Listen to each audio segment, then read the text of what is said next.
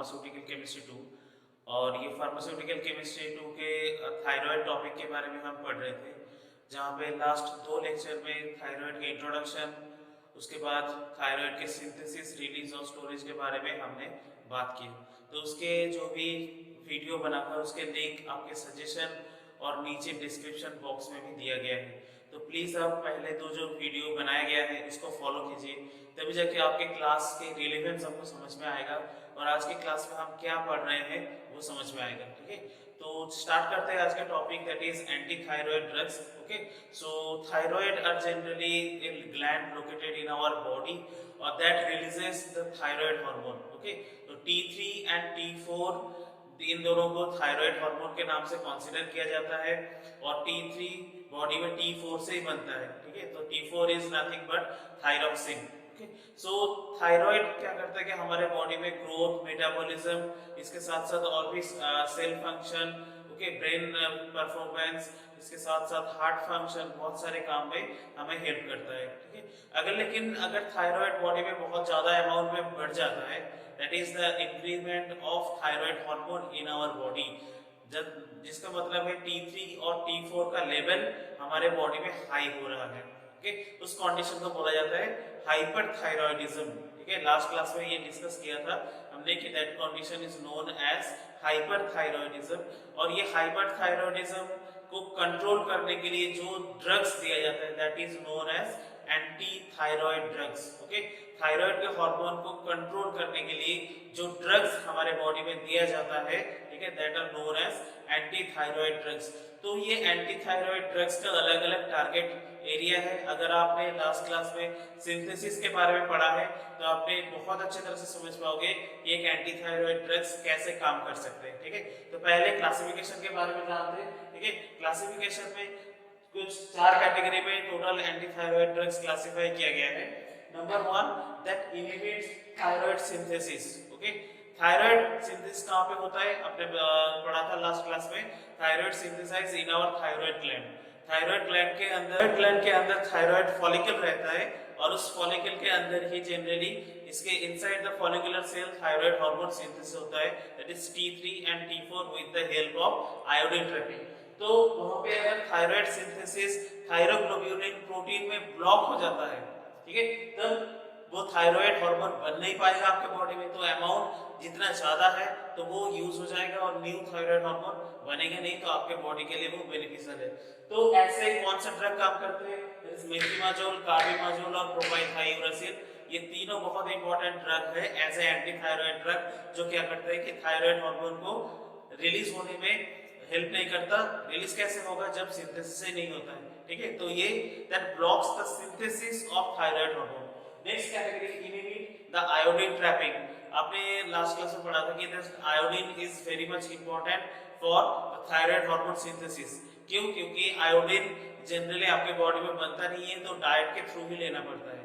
जब iodine diet के through लेते हैं तो आपके बॉडी में जनरली आयोडाइड फॉर्म में रहता है, और वो आयोडाइड किस तरह से फॉलिकुलर सेल से ट्रैप होके inside of the follicular cell जाता है, वो लास्ट क्लास में हमने देखा था।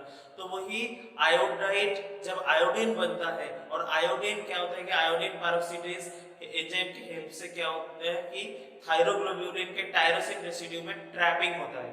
ठीक है, और उस ट्रैपिंग को रोकने के लिए जो ड्रग्स है that inhibits the iodine trapping. और उसमें कैसा ड्रग काम करता है, देन दूसरा टाइप ऑफ आयन जैसे परक्लोरेट, नाइट्रेट, थायोसाइनेट, तो ये क्या करते हैं कि डायरेक्ट आयोडीन अपने अंदर ट्रैपिंग कर लेते हैं।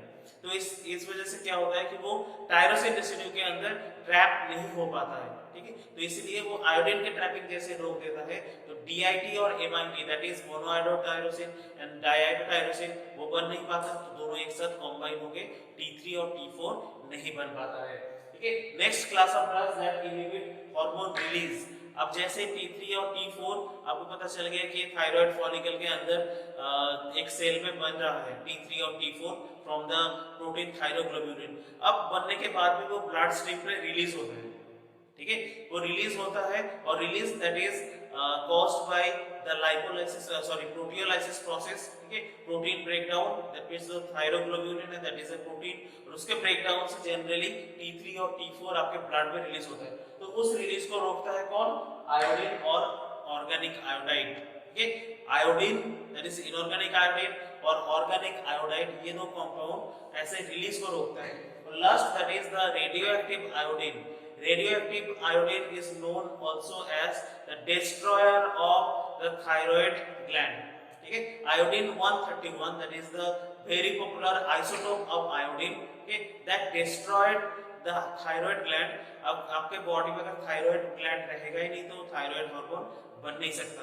तो ये धीरे से ये जो क्लासेस है वो अलग अलग मैकेनिज्म में काम करते हैं। तो इनहिबिट थायराइड सिंथेसिस, वो थायराइड बनने नहीं देता है। Inhibit iodine trapping, thyroid synthesis के लिए बहुत ही इंपॉर्टेंट स्टेप है आयोडीन ट्रैपिंग। तो ये जो ड्रग्स है आयंस, ये आयोडीन को ट्रैप होने नहीं देता है टायरोसिन रेसिड्यू के अंदर। नेक्स्ट, थायराइड हार्मोन रिलीज को रोकता है और ये जो थायराइड ग्लैंड है इसी को ब्लॉक करता है। तो इस तरह से ये as a anti thyroid drugs आपके बॉडी में काम करता है। तो नेक्स्ट हम एक ड्रग के बारे में जानेंगे that is T4 that is thyroxine. Okay, ये जो ड्रग है thyroxine, this is not the anti thyroid drugs, that is thyroid. ठीक है, तो दैट इज T4 आपने देखा थायरोक्सिन, इटसेल्फ ए हार्मोन। ओके, ये खुद से एक हार्मोन है। कौन सा हार्मोन है? ये हार्मोन है जनरली थायराइड हार्मोन। और ये थायराइड हार्मोन क्या काम करते हैं कि आपके बॉडी में किसी पोजीशन पे अगर हाइपोथायराइडिज्म होता है, मतलब थायराइड हार्मोन आपकी बॉडी में कम होता है, तो इस कंडीशन में ये T4 क्या करता है आपके बॉडी में थायराइड हार्मोन के जो भी एब्सेंस है उस एब्सेंस को पूरा करता है और आपके बॉडी के जो भी normal metabolic process, normal growth process, normal development process वो हैम्पर नहीं होने देता है। बहुत लोग थायराइड हार्मोन के शिकार है और वो हाइपोथायराइडिज्म की वजह से हर दिन सुबह एक थायरोक्सिन की गोली खाते हैं। अब वो थायरोक्सिन की गोली कितना स्ट्रेंथ का होगा वो जनरली उसके थायराइड डेफिशिएंसी के बेस पे पता चलता है। तो उसके लिए उसका जो भी बायोकेमिकल टेस्ट है TSH, T3 और T4 के ब्लड लेवल चेक किया जाता है। T3, T4 का लेवल अगर कम होता है बॉडी में, TSH का लेवल तब क्या होता है कि बढ़ता है। ठीक है, तो TSH लेवल अगर हाई होता है, T3, T4 का लेवल अगर कम होता है, that condition is known as hypothyroidism. और उस हाइपोथायराइडिज्म में क्या किया जाता है, थायरोक्सिन और T4 के ड्रग्स डायरेक्टली लिया जाता है। ठीक है, तो ये आपके सिलेबस में है, इसके स्ट्रक्चर से लेके नाम सब कुछ हम देख लेते हैं। तो ये जनरली DIT और DIT दोनों एक साथ मिलके बना था। T4 आपने लास्ट टाइम देखा था। तो T4 में जनरली 4 आयोडाइड है, तो दैट इज 1 2 3 4। ओके, 4 आयोडाइड है। अगर दो टायरोसिन रेसिड्यू एक दूसरे के साथ कंजुगेट होता है तब जाके ये बनता है, ठीक है, T4। इसका IUPAC नेम क्या है? 3,5,3'5' tetra iodothyronine. This is the IUPAC name of T4। T4 पे अगर नंबरिंग करा जाए तो जनरली जो फर्स्ट न्यूक्लियस है दैट इज ये बेंजीन न्यूक्लियस। अब बेंजीन न्यूक्लियस 1 2 3 4 5 6, तो 3 पे एक आयोडीन, 5 पे एक आयोडीन देख रहा है। नेक्स्ट और एक बेंजीन न्यूक्लियस है, तो इसके लिए हम वही 1 2 3 नंबरिंग यूज नहीं कर सकते। तो जनरली इसीलिए 1 prime 2 prime 3 prime 5 prime 4 prime 6 prime इस हिसाब से नंबरिंग किया जाता है।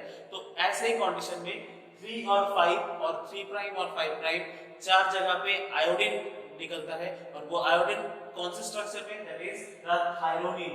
ओके, थायरोनिन के स्ट्रक्चर में 4 आयोडीन है, दैट इज टेट्राहाइड्रोथायरोनिन।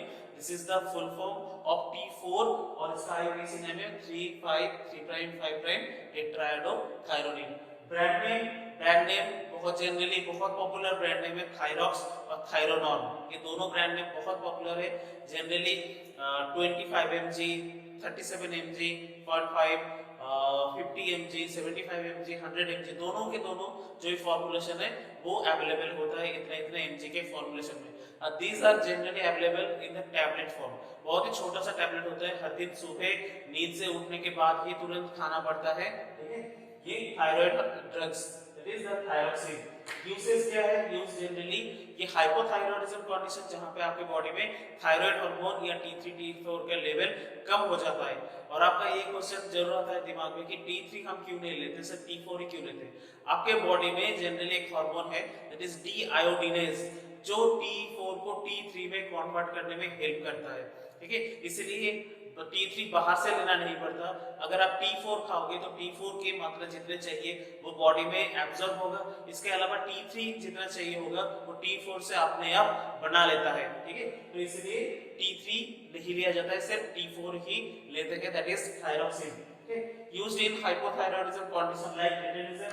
क्रेटिनिज्म में क्या होता है, that is abnormal growth of the child. Generally जितना ग्रोथ होना चाहिए था उतना ग्रोथ नहीं होता है, क्योंकि आपको पता है कि थायराइड का फंक्शन क्या है, that helps in growth and development of your body.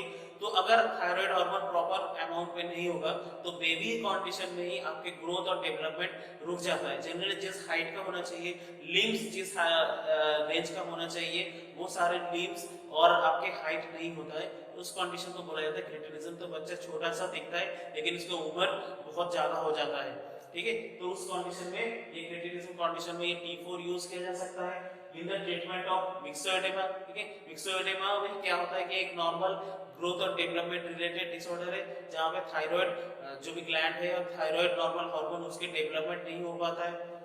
To treat non toxic goitre, तो अगर हाइपोथायरॉयडिज्म में क्या होता है कि नॉर्मल गॉइटर की डेवलपमेंट हाइपरथायरॉयडिज्म में भी होता है, हाइपोथायरॉयडिज्म में भी होता है, क्योंकि आपके जो भी थायराइड ग्लैंड वो एक एब्नॉर्मल सिचुएशन में आ जाता है। अब वो कंडीशन अगर non toxic, that means non toxic to your body, that condition is known as non toxic goitre.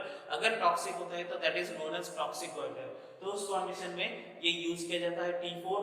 इसके साथ साथ इन the treatment of carcinoma of thyroid gland. Thyroid gland के कैंसर में अगर हो जाता है कैंसर, तब भी आप T4 यूज करते हो, क्योंकि थायराइड ग्लैंड में अगर कैंसर हो जाता है that is unable to produce the thyroid hormone, तब thyroid gland thyroid hormone produce नहीं कर पाता है। लेकिन आपके बॉडी में जो भी थायराइड हार्मोन की रिक्वायरमेंट्स है वो रिक्वायरमेंट्स पूरा करने के लिए जनरली T4 आपको दिया जाता है, और आप T4 ऐसे डोसेस फॉर्म लेते हो फ्रॉम द एक्सट्रेनियस फैक्टर और बाहर से, ठीक है।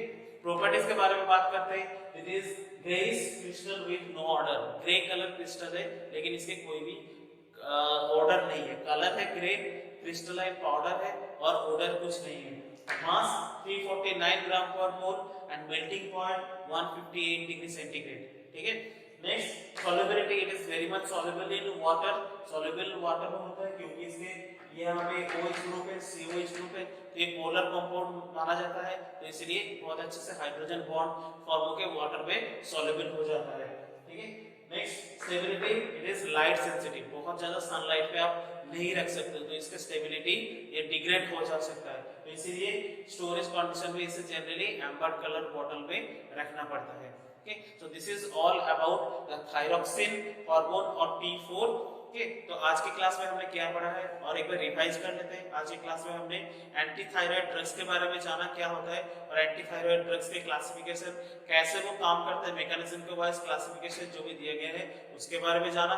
इसके अलावा एक thyroid hormone itself that is T4 that is available in the tablet formulation, उस वो T4 के normal structure, dosage form, normal brand name, कहाँ पे यूज हो सकता है, क्या क्या प्रॉपर्टीज है, इसके बारे में जाना। तो नेक्स्ट क्लास में जनरली जो एंटी थायराइड ड्रग्स आपके फार्मास्यूटिकल केमिस्ट्री 2 के सिलेबस में दिया गया है उस एंटी थायराइड ड्रग्स के बारे में हम पढ़ेंगे। दैट मींस मेथिमाजोल, कार्बिमाजोल, और हो सकता है कि आयोडीन पेरोक्साइड, ऐसे जो भी ड्रग्स है वो हम देखेंगे। तो thank you friends, thank you for sparing your time with me. Have a nice day.